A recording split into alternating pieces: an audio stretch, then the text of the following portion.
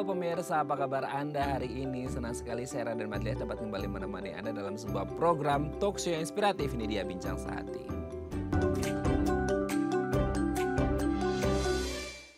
Ya pemirsa, kalau kita berbicara tentang lansia gitu ya, seringkali kita menganggap bahwa lansia ini adalah kategori orang-orang yang rentan berisiko terserang berbagai penyakit karena mungkin proses degeneratif tubuh, proses aging dan lain sebagainya. Jadi kayak ya sistem metabolisme menurun, jadi otomatis kayak ya udah deh terima nasib bahwa lansia ini pasti akan sakit-sakitan, tidak produktif dan lain sebagainya. Nah ternyata di luar sana banyak juga loh lansia yang ternyata masih tetap bugar, masih tetap sehat, masih tetap fit dan juga produktif. Nah rahasianya apa ya? Nanti akan kita bahas. Makanya hari ini kita akan membahas bagaimana caranya menjadi lansia yang bugar dan juga produktif. Nah sebelum kita bahas gimana caranya, kita akan membahas terlebih dahulu beberapa mitos atau fakta seputar lansia atau lanjut usia. Kita simak bareng-bareng ya. Kita kayaknya harus ngulik nih, ini beneran fakta atau cuma mitos belaka ya.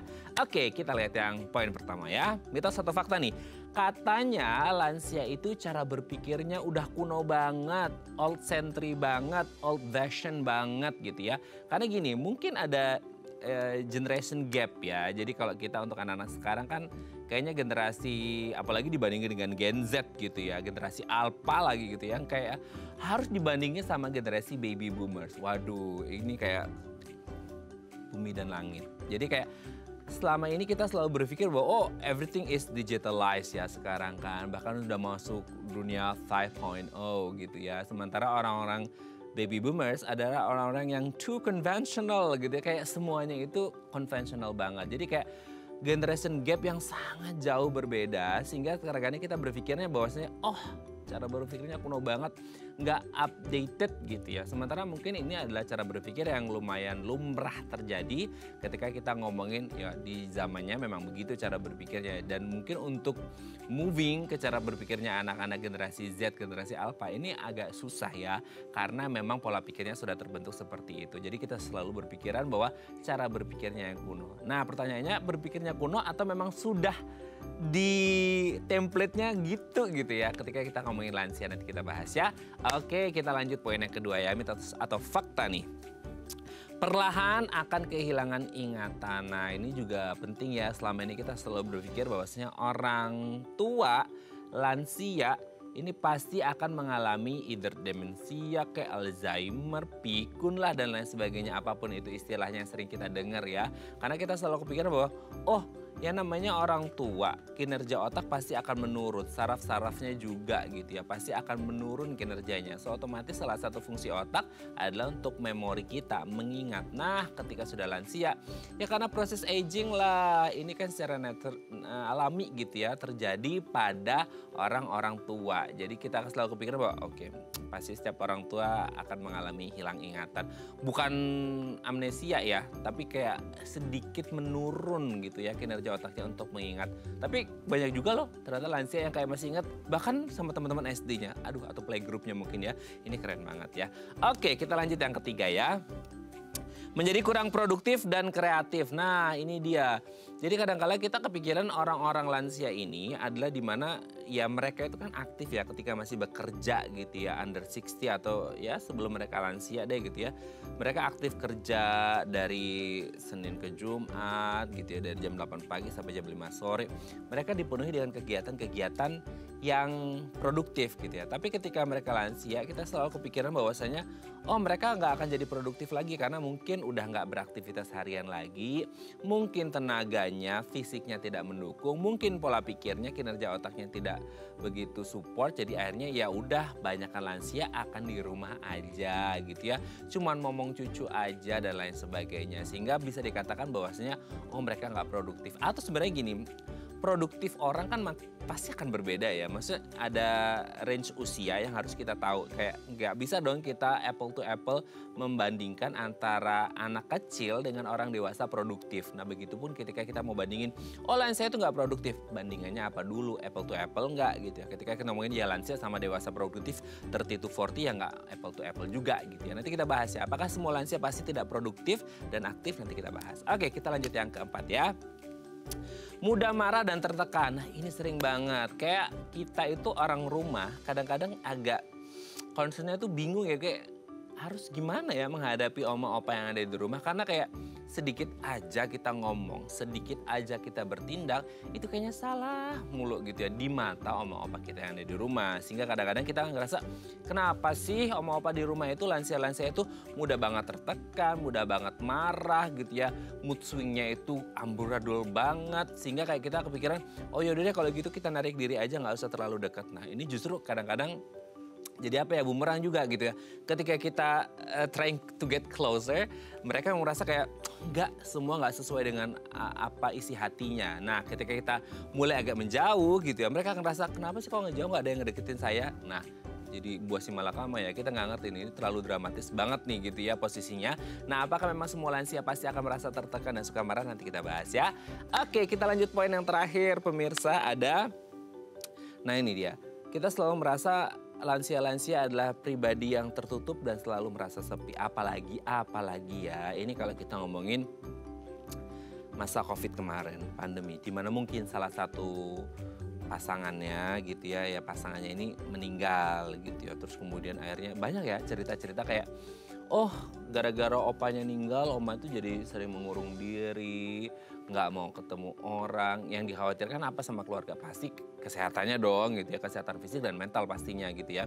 Jadi kayak gara-gara menyendiri, merasa sepi, nggak mau makan. Jadi ya risiko sakit itu pasti akan ada dan jauh lebih besar kalau kita ngomongin nggak mau makan, nggak mau bersosialisasi. Padahal kan kita sebagai zon politikun, makhluk sosial harus tetap bersosialisasi gitu ya kepada sesama supaya tetap sehat selalu.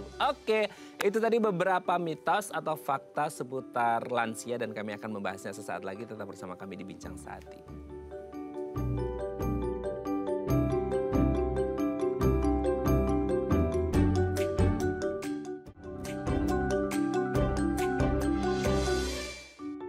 Baik, karena masih bersama kami di Bincang Sehati. Tadi di segmen sebelumnya kita sudah membahas ya, ada beberapa mitos atau fakta seputar lansia yang kayaknya udah sering kita dengar lah ya di masyarakat kita.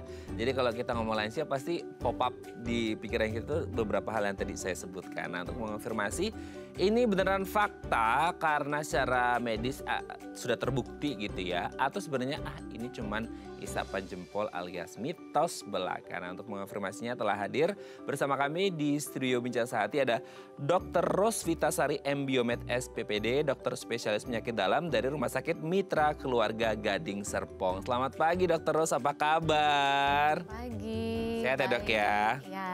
Oke, dok hari ini kita akan membahas seputar sesuatu yang akan menjadi masa depan kita kalau kita dikasih umur panjang ya dok gitu ya, lansia gitu ya. Nah kalau ngomongin lansia ini banyak banget ya dok ya. Sebelum kita ngomongin gimana caranya supaya lansia tetap bisa bugar dan produktif di usia senjanya, kita bahas terlebih dahulu mitos faktanya ya. Yang pertama adalah kita selalu berpikir bahwa orang-orang lansia itu memiliki cara berpikir yang kuno gitu ya. Untuk kita yang generasi mungkin 90-an, milenial gitu ya, apalagi generasi Alpha, Gen Z gitu ya, itu kayak ngerasa kayak aduh oma, you're so old fashioned gitu. Tua banget sih, kuno banget pemikirannya. Sebenarnya emang pemikirannya kuno atau kayak ada generation gap yang membuat kita kayak, oh semuanya berbeda, setiap masa pasti ada pola pikir. Atau gimana sih dok? Iya, jadi itu mitos. Mitos ya, iya. Oke. Nah, itu mitos. Kenapa? Karena memang setiap individu unik.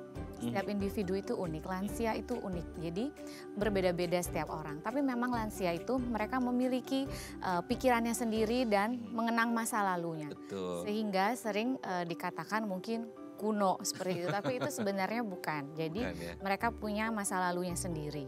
Oke. Dan pemikirannya sendiri. Oke. Mungkin apa yang jadi pemikiran mereka sekarang yang dalam sudut pandang kita itu kuno adalah sesuatu yang sudah updated pada zamannya kali ya dok ya. Dan nggak mudah untuk membuat pola pikir itu shifting ke sesuatu yang update seperti sekarang. Karena mungkin beda generasi, beda treatment hidupnya kali ya dok ya. Jadi kita nggak bisa membandingkan apple to apple bahwa ini kuno, ini updated gitu ya. Jadi based on generasinya aja masing-masing ya. Oke dok, kita lanjut yang kedua ya. Perlahan akan kehilangan ingatan. Nah ini kan sering banget, ini kayaknya udah paling lumrah banget kita dengar. Kalau lansia pasti pikun deh, Alzheimer, demensia, apalah itu istilahnya. Pasti kayak susah banget ngingat orang, susah banget ngingat masa lalu. Meskipun ada juga kayak terutama katanya yang oma-oma ya, yang perempuan nih kayak inget banget 20 tahun yang lalu suaminya punya salah apapun inget gitu. Atau gimana? Apakah semua lansia pasti akan kehilangan ingatan atau gimana dok? Itu mitos juga. Mitos lagi, Iya. oke. Kenapa? Karena berdasarkan studi ilmiah, tidak semua lansia akan mengalami demensia ataupun Alzheimer. Oh. Jadi berdasarkan studi ilmiah itu hanya 6 hingga 8% saja yang akan mengalami demensia ataupun Alzheimer. Nah, itu dipengaruhi banyak faktor. Genetik, lingkungan, penyakit penyerta, kemudian cara berpikir, kesehatan mental.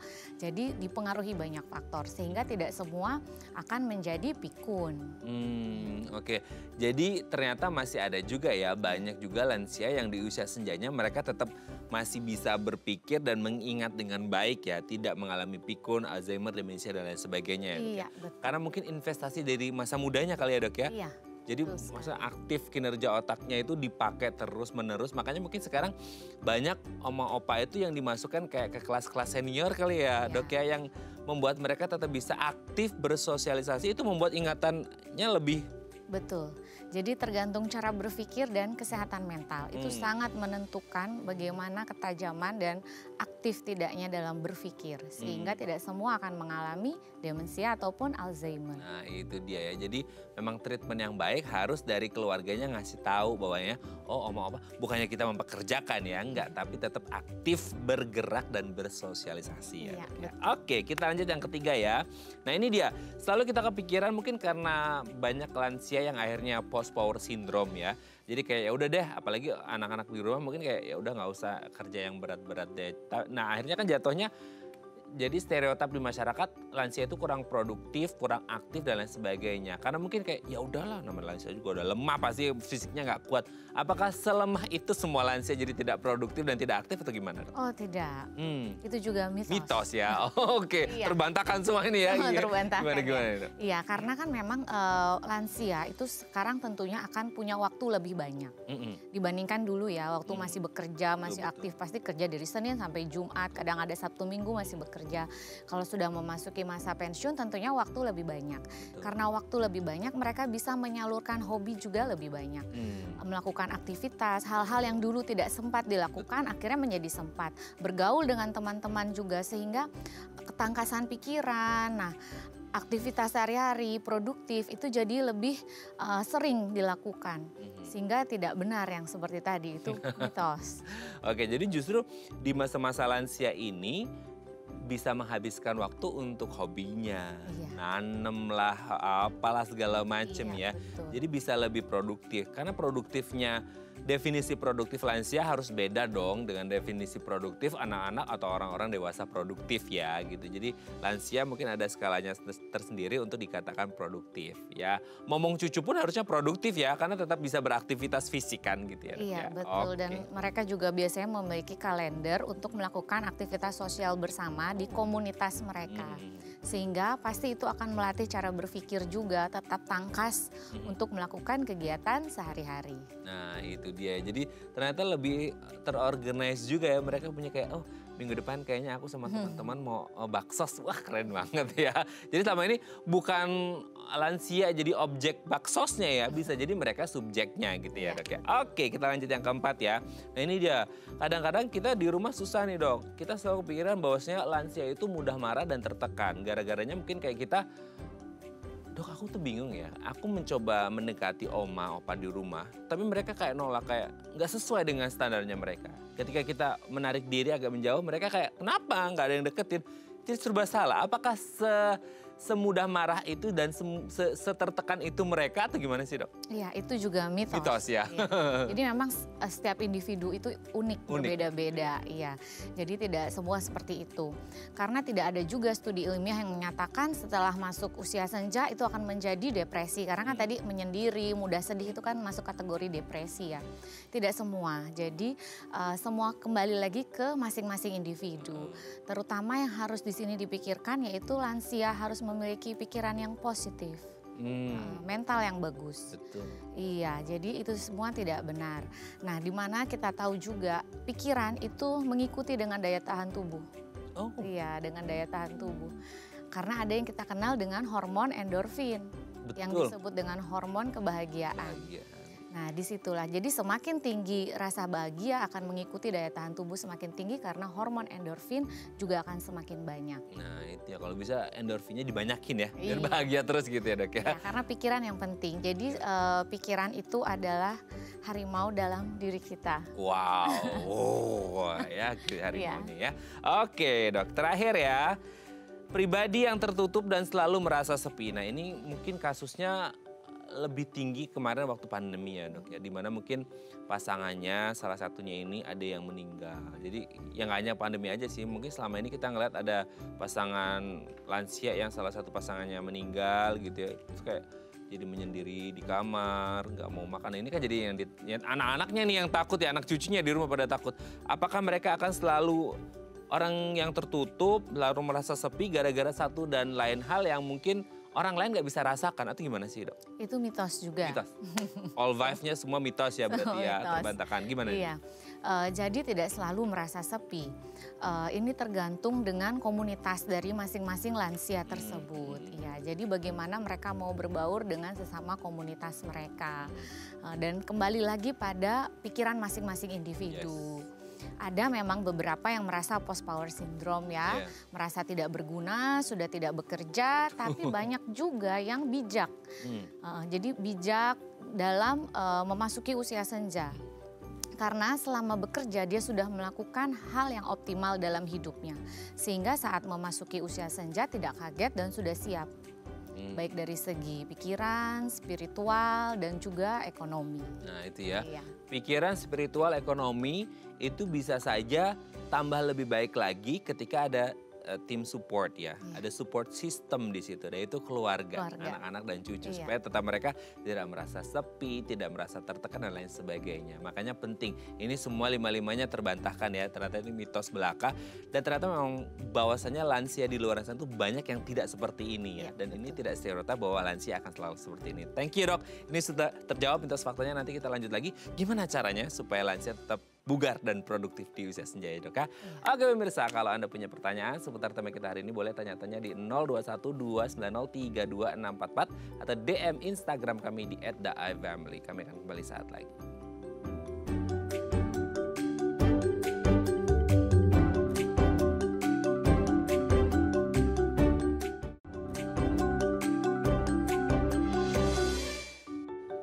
Baik, Anda masih bersama kami di Bincang Sehati. Sekarang mungkin kita masih usia yang nonton ini 20, 30, 40, 50. Tapi kan kalau Tuhan kasih umur panjang, kita akan masuk di usia lansia. Amin gitu ya, semoga kita umur panjang dan sehat selalu. Nah, selalu kepikiran lansia itu ya rentan, ringkih dan lain sebagainya. Kan saya sering tuh nemuin di rumah sakit lansia.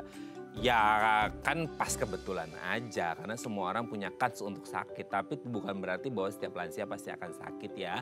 Bisa juga lansia tetap bugar dan produktif seperti tema kita hari ini. Nah kalau Anda punya pertanyaan boleh tanya-tanya di 0212903244 atau DM Instagram kami di @theifamily ya. Kita masih bersama dengan Dr. Ros Vitasari M. Biomed SPPD, dokter spesialis penyakit dalam dari Rumah Sakit Mitra Keluarga Gading Serpong. Oke Dr. Ros, kita lanjut lagi ya.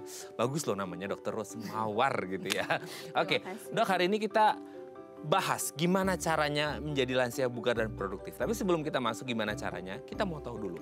Sebenarnya lansia itu di range usia berapa sih bisa dikatakan lansia gitu ya. Jadi aku sekalian mau ngitung nih berapa tahun lagi aku mau disebut lansia. Gimana tuh dok? Iya, jadi memang ada patokannya sendiri ya. Kalau di Indonesia dikatakan lansia atau lanjut usia, memasuki usia senja, itu di atas usia 60 tahun.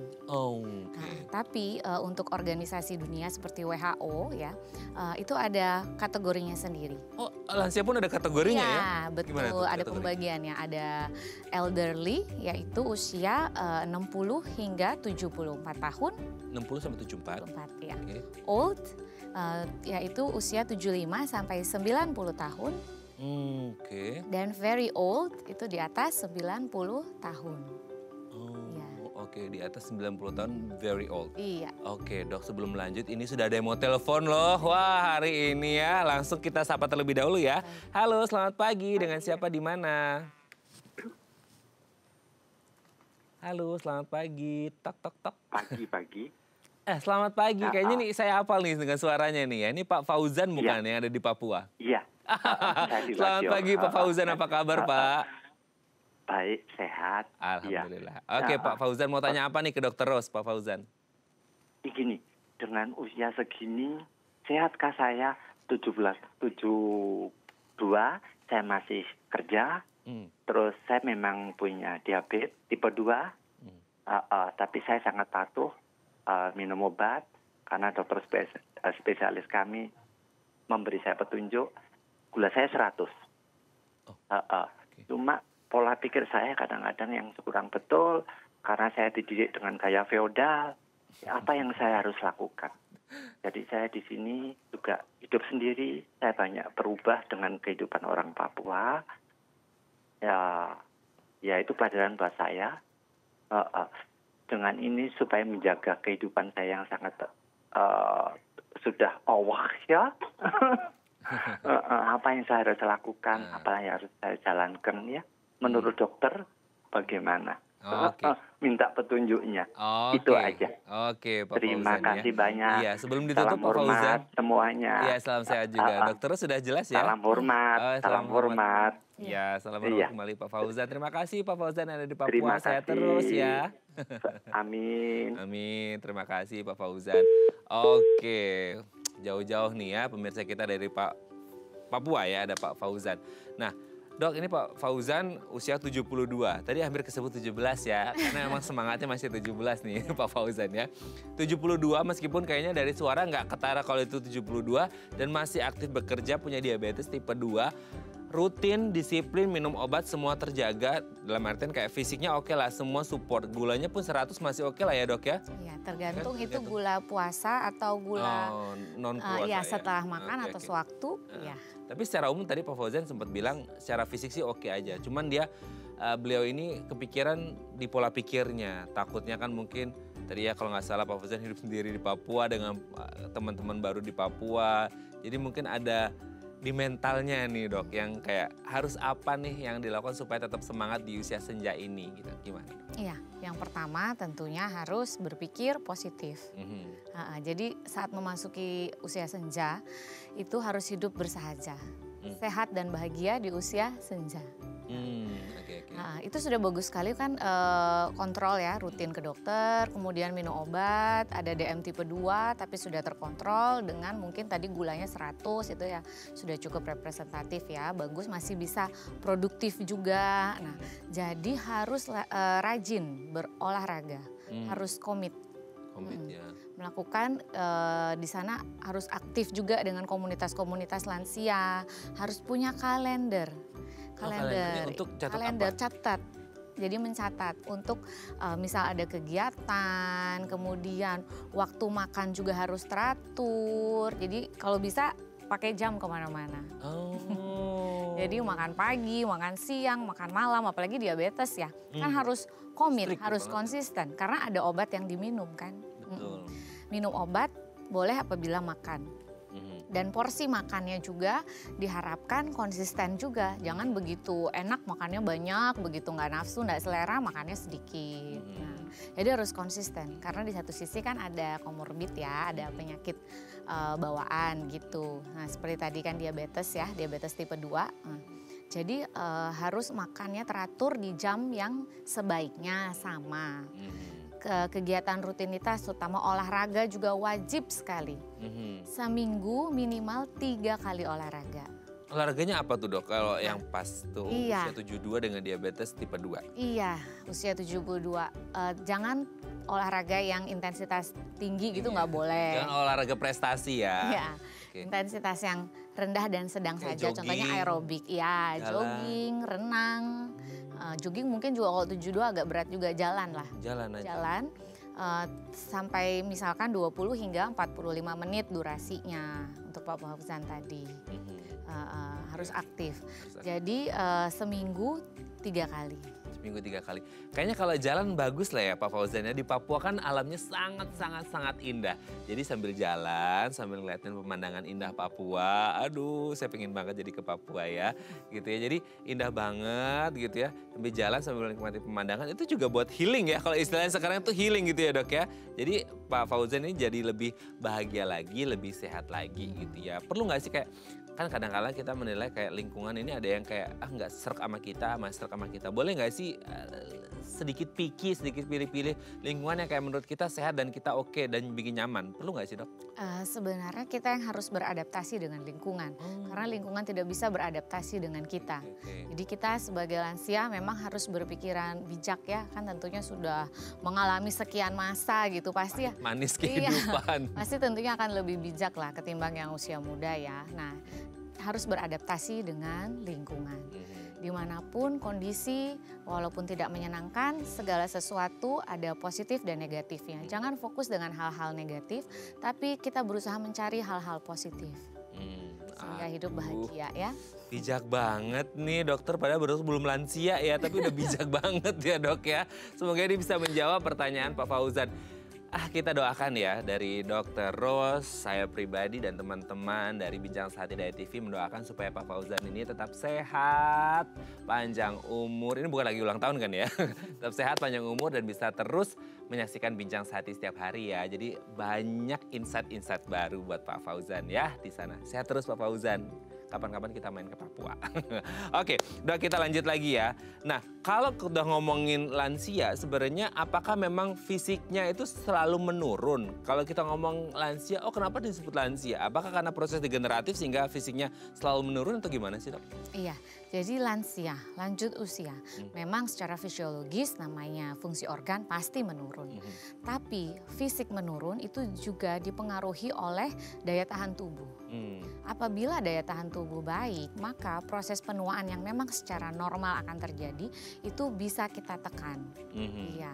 Sehingga yang pertama tetap daya tahan tubuh sebagai kuncinya. Nah, apabila kita jarang sakit, maksudnya lansia jarang sakit, tentunya fisiknya akan terlihat prima. Begitupun penyakit penyerta. Apabila memiliki penyakit penyerta, tentunya itu akan mempengaruhi daya tahan tubuh juga. Tapi jangan berkecil hati, bila memiliki penyakit penyerta, maka harus kontrol rutin, konsumsi obat, bergaya hidup sehat, karena semua itu bisa dimodifikasi. Nah, itu dia ya. Semua bisa dilakukan kalau kita mulainya dengan hati dan kita kepikiran. Untuk sekarang yang mungkin belum lansia, persiapkan dari sekarang ya Dok ya. Oke, nanti kita lanjut lagi ya Dok ya di segmen selanjutnya. Oke pemirsa, kalau Anda masih punya pertanyaan seputar tema kita hari ini, boleh ya tanya-tanya di 0212903244 atau DM Instagram kami di @daifamily. Kami akan kembali saat lagi.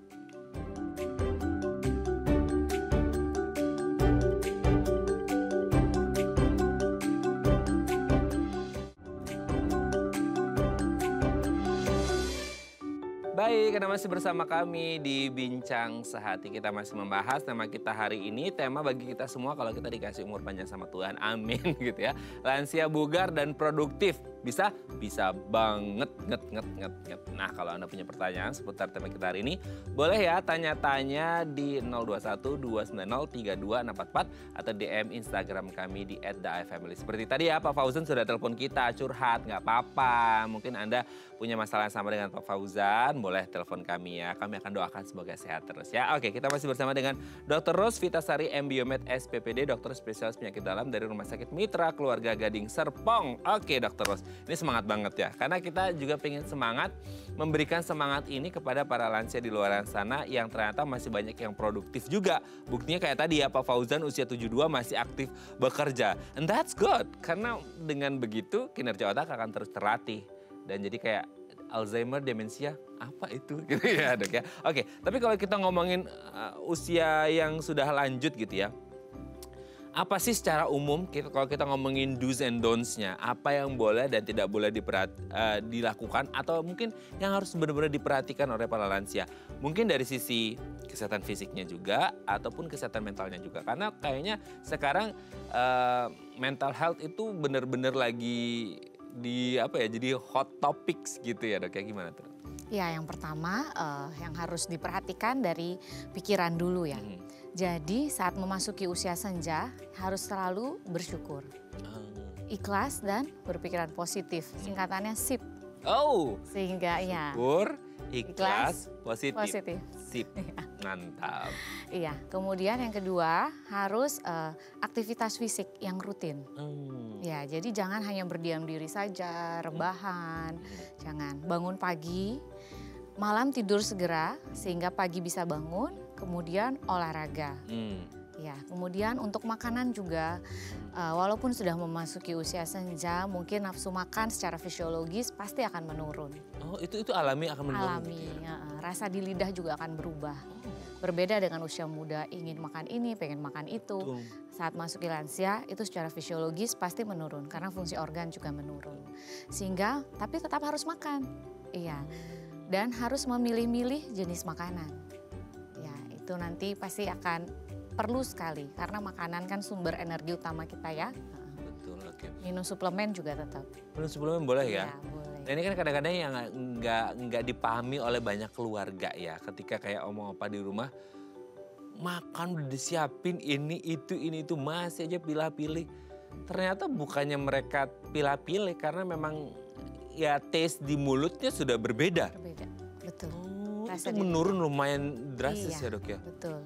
Itu karena apa sih? Karena memang ya sudah proses agingnya akan alami seperti aging itu. Seperti itu memang.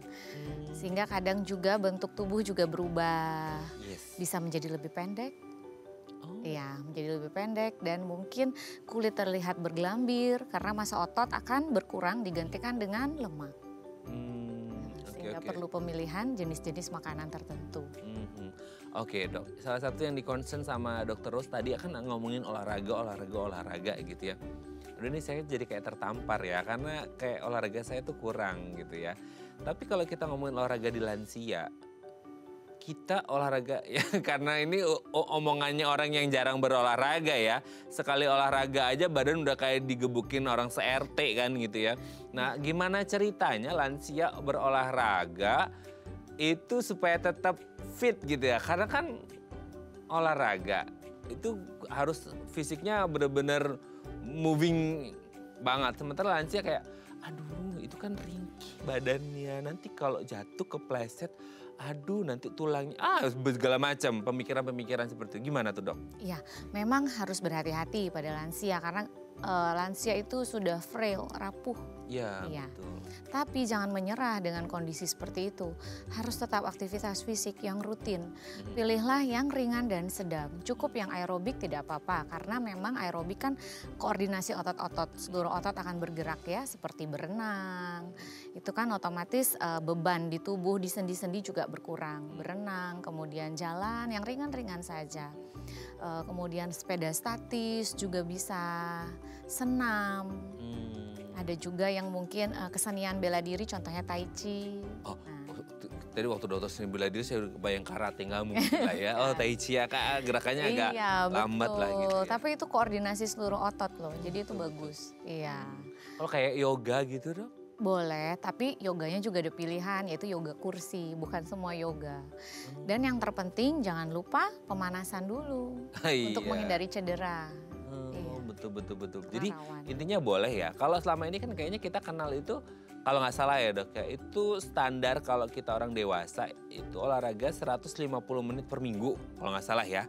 Jadi kayak kita bagi 5 hari itu berarti per harinya itu berapa? 30 menit gitu. Iya 30 nah, kalau sampai 45. 30 sampai 45. Nah itu kalau lansia ada standarnya sendiri mungkin dikurangi kah atau bisa sama atau gimana? Tergantung intensitasnya atau gimana? Iya jadi sebenarnya dalam seminggu harus olahraga 3 kali. 3 kali. Kalau bisa diselangi dengan istirahat 48 jam atau 2 hari. Jadi mungkin Senin olahraga, Selasa, Rabu bisa istirahat. Nanti Kamis olahraga lagi, Jumat, Sabtu istirahat, Minggu olahraga lagi. Jadi seperti itu terus menerus. 1 kali olahraga, 2 hari selingan istirahat, ya. Dan harus melakukan pemanasan untuk menghindari cedera. Iya, karena secara fisiologis otot, sendi, tulang itu semua sudah mengalami penurunan. Iya. Oke, tapi kalau ada yang gini, excuse aduh dok kayaknya papaku udah usia 70-an, jangan deh, jangan olahraga, kita ya udah ketar-ketir nih keluarga gitu, aktivitas di rumah aja gitu. Mungkin ya nggak tahu ya di rumah, kan kadang-kadang ya dok ya, di rumah itu apa dikasih apa gitu di rumah, oh ini ada chatnya ngelupas dikit ya udah kerjain. Kita bukan ngerjain orang tua sih, dalam artinya kayak ya biar ada aktivitas. Itu udah bisa mendukung nggak sih kalau kita ngomong aktivitas fisik? Atau kayak aktivitas fisik dan olahraga adalah dua hal yang mungkin terlihat sama tapi berbeda Itu gitu. berbeda. Ah, Aktivitas fisik, pekerjaan rumah, sehari-hari itu rutinitas. Iya, olahraga itu berbeda. Koordinasi gerakan otot-otot yang dilakukan secara konsisten. mhm, Jadi itu berbeda. mhm. Apalagi olahraga akan disesuaikan dengan hobi. Yang tentunya akan timbul rasa bahagia, rasa senang, ketagihan. Sehingga akan muncul hormon endorfin. Semakin tinggi endorfin tentunya rasa bahagia semakin tinggi juga. Daya tahan tubuh semakin tinggi juga. Walaupun memang untuk segi aktivitas fisik rutin seperti olahraga disesuaikan dengan masing-masing individu lansianya. Memiliki penyakit penyerta apa, contohnya misal stroke, tidak mungkin kita suruh pasien berjalan pagi setiap hari. Betul. Jadi harus disesuaikan juga. Tentunya kalau memiliki penyakit harus berkonsultasi dengan dokter spesialis yang merawat pasien. Nah itu Iya. dia ya, memang semuanya itu harus serahkan ke ahlinya ya dok Iya. ya. Oke sebelum kita lanjut ini ada DM ya, kalau tadi telepon ini DM nih dari Ibu Leni nih ya. Dok papa saya usia 72, sama banget ya sama tadi Pak Fauzan juga 72 ya.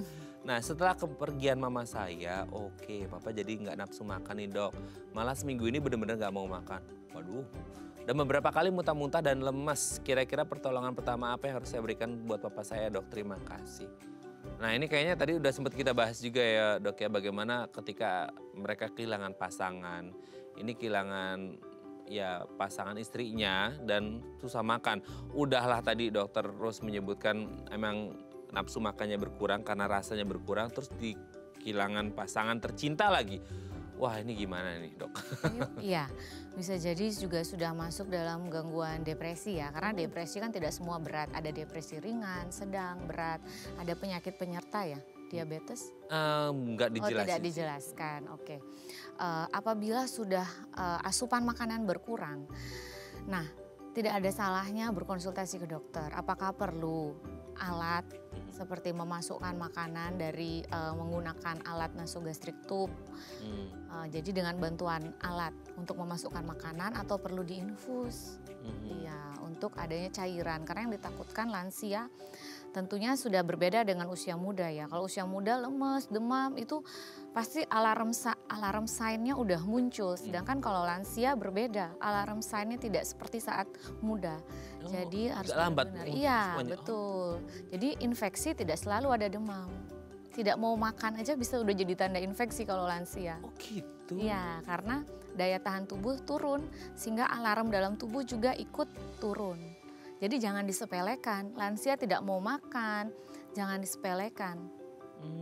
Kalau kita kan anak-anak muda kena infeksi langsung muncul dong respon tubuh demam. Iya, demam. Jadi bisa jadi lansia yang susah makan, nggak nafsu makan bisa jadi infeksi tapi nggak ketahuan. Iya, betul. Takutnya adalah ya mungkin nggak mau makan aja nggak apa-apa lagi nggak mood. Kita tunggu berhari-hari ternyata itu infeksi dan akhirnya bisa malah tahu-tahu udah di kondisi yang parah gitu ya. Iya, betul sekali. Seperti itu. Jadi jangan diremehkan tanda-tanda seperti itu. Perlu ngomong gitu nggak sih dok? Dalam artian kayak gini kan memang mental health juga diperhatikan. Perlu ngomong dari kayak hati ke hati gitu nggak sih? Iya, itu ke orang wajib sekali. Karena itu kalau sudah kategori diam, itu pasti masuk ke depresi.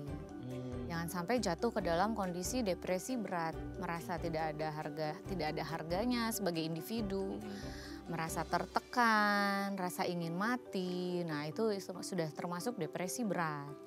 Tapi kan ini akan jadi challenge ya bagi keluarga yang susah, apalagi untuk orang yang belum pernah belajar atau paham tentang bagaimana berkomunikasi dengan baik kepada orang tua. Akan jadi jatuhnya ngeselin ya, emosi sendiri malah akhirnya awalnya mau ngomong hati ke hati jadi emosi malah marah-marah. Ini harus konsultasi ke ahlinya kali ya, Iya, betul. melibatkan profesional di situ ya. Iya, betul sekali. Karena kalau sudah masuk ke kategori depresi sedang dan berat, itu sudah perlu ahlinya dan butuh pengobatan.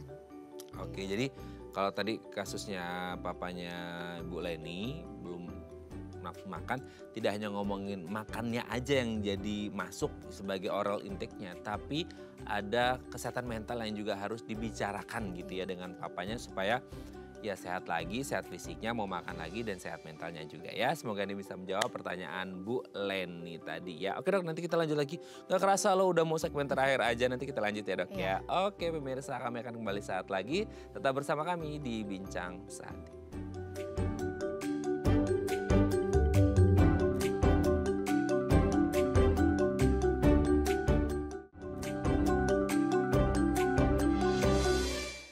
Baik, Anda masih bersama kami di Bincang Sehati. Kita masih membahas tema kita hari ini seputar lansia bugar dan produktif. Masih bersama dengan Dr. Rose Vitasari, M.Biomed SPPD, dokter spesialis penyakit dalam dari Rumah Sakit Mitra Keluarga Gading Serpong. Dok, ini tuh yang menarik ya, dari tadi kan Dr. Rose selalu bilang bahwa daya tahan tubuh itu yang paling penting. Nah selama ini kan kita kepikiran, ada 2 orang setidaknya kategori di dunia yang daya tahan tubuhnya itu kurang bagus. 1 anak-anak karena belum terbentuk sempurna, 2 lansia karena sudah menurun gitu ya. Nah kalau kita ngomongin lansianya ini sendiri, dengan daya tahan tubuh yang menurun ini, sementara kita dituntut untuk memiliki daya tahan tubuh yang baik supaya tetap sehat, bugar dan produktif seperti tema kita hari ini. Nah salah satunya tadi nyebutin dengan berolahraga karena bisa menaikkan atau memproduksi lebih banyak hormon endorfin, hormon kebahagiaan. Nah selain olahraga gitu ya, memang sudah kita wanti-wanti dari awal. Ada nggak sih hal-hal lain yang bisa dilakukan supaya hormon endorfin ini juga meningkat? Ini mungkin bukan hanya untuk para lansia, kita seorang orang muda pun kayaknya butuh nih supaya hormon endorfin ini bisa meningkat. Apakah mungkin dari makanan atau kita bersosialisasi dengan lingkungan sekitar, kita menyalurkan hobi kita atau banyak hal, gimana? Atau mungkin semuanya dari dalam diri kita, atau gimana nih dok?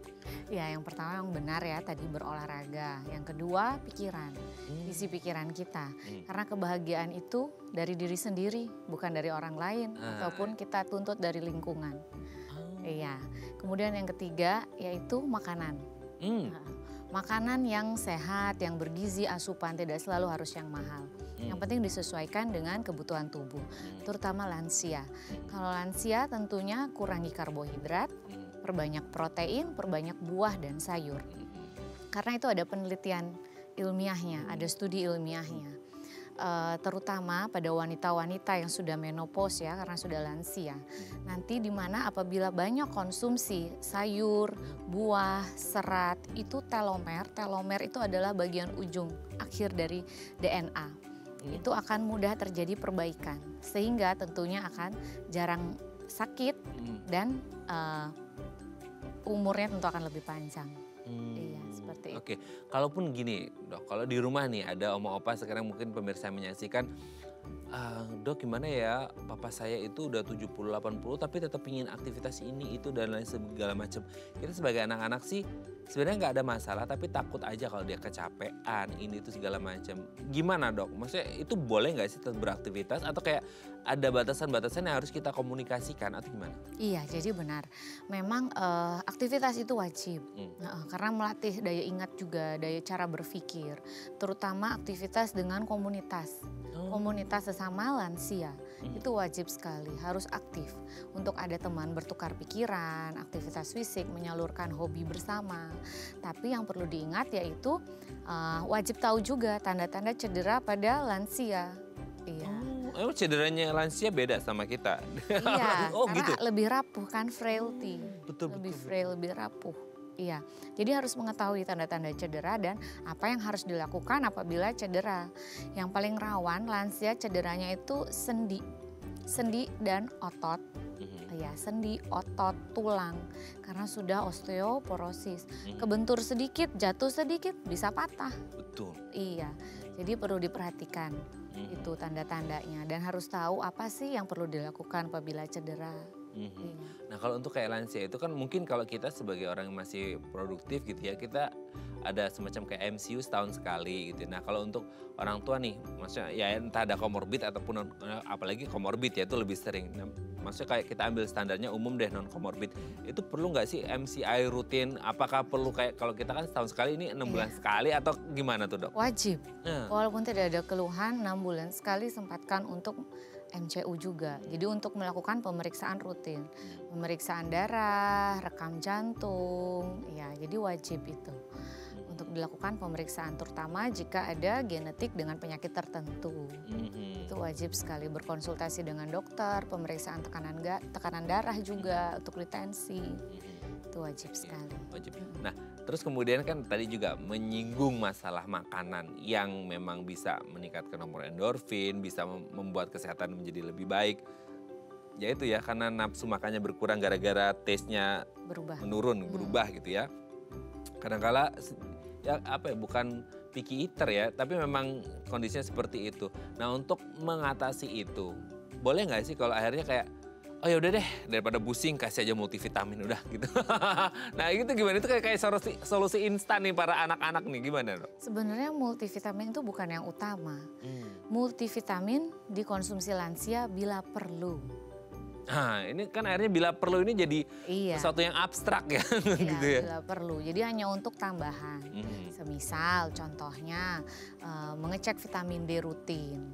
Ya, saat MCU kan untuk lansia pasti ada pemeriksaan kadar vitamin D. Apabila defisiensi atau insufisiensi, nah itu perlu tambahan vitamin. Apabila kadarnya cukup tentunya tidak perlu untuk apa. Nah, apabila makannya bagus, buah-buahan, sayur, aktivitas fisik rutin ya tidak harus, tidak wajib. Makanya dikatakan bila perlu saja. Bukan kebutuhan pokok. Soalnya selama ini kan mungkin banyak yang, aduh dok, papa saya ini udah gak mau makan, sulit berolahraga gitu ya. Suka menyendiri, ya udah deh aku kasih multivitamin aja. Karena aku sibuk dok, ini itu segala macam. Ya tetap harus semua dikonsultasikan ke dokter ya dok ya. Supaya apa ya, dapat takaran yang pas. Supaya papa mama di rumah juga tetap sehat terus. Fisiknya sehat, mentalnya juga sehat. Terima kasih dokter, ini gak kerasa udah sejam kita membahas. Supaya ini menjadi apa ya, insight informasi yang bagus untuk teman-teman lansia yang ada di rumah ya, yang ingin tetap sehat, ingin tetap bugar dan produktif di masa senjanya. Kita doakan semua lansia sehat ya dok ya. Terima kasih Dr. Ros, sehat terus. Salam untuk keluarga di rumah dan teman-teman di Rumah Sakit Mitra Keluarga Gading Serpong. Selamat pagi dok. Ya, sama-sama. Oke pemirsa, itu tadi perbincangan kita dengan Dr. Ros. Semoga bermanfaat ya. Saya Raden Madia Semit. Sampai jumpa dan selamat kembali beraktivitas di hari Senin yang indah ini. Ingat, jaga kesehatan Anda supaya nanti ketika tua tetap bugar dan produktif. Sampai jumpa. Terima kasih ya dok, sehat terus.